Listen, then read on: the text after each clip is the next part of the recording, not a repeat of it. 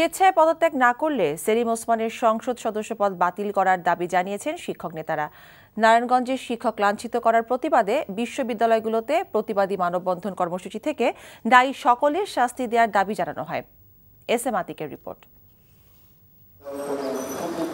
সকাল 11টায় একযোগে দেশের 37টি পাবলিক বিশ্ববিদ্যালয়ে শুরু হয় এই প্রতিবাদী মানববন্ধন। ঢাকা বিশ্ববিদ্যালয়ের অপরাজয় বাংলা পাদদেশে অনুষ্ঠিত মানববন্ধনে শিক্ষক নেতারা বলেন, এক শ্যামল কান্তি ভক্তের অপমান পুরো শিক্ষক সমাজেরই অপমান। তার সাথে সাথে আমাদের সমস্ত শিক্ষক সমাজের আত্মমর্যাদা তাকে হত্যা করা হয়েছে।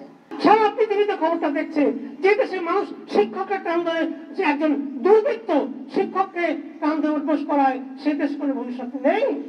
আপনি প্রমাণ করেছেন আপনি অসভ্য, আপনি প্রমাণ করেছেন আপনি বর্বর। সংসদ হিসেবে থাকার আর কোনো অধিকার আপনার নেই।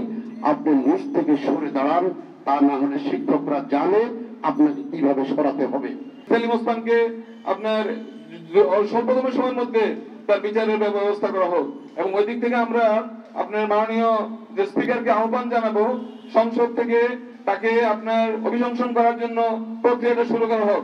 সে নৈতিক অধিকার হারিয়েছে সাংসদ হিসেবে, কোন অবস্থাতে সে সংসদে যেন বসতে না পারে, এই জিনিসটা নিশ্চিত করা হোক। একই সময়ে জাহাঙ্গীরনগর, চট্টগ্রাম, রাজশাহী, খুলনা বিশ্ববিদ্যালয় সহ দেশের বিভিন্ন শিক্ষা প্রতিষ্ঠানে ঘণ্টাব্যাপী প্রতিবাদী মানববন্ধন অনুষ্ঠিত হয়। মানববন্ধনে প্রধান শিক্ষকের পদে শ্যামল কান্তিকে পুনর্বহাল ও ওই স্কুলের পরিচালনা কমিটি বাতিলের খবরে শিক্ষামন্ত্রীকে ধন্যবাদ জানান শিক্ষক নেতারা।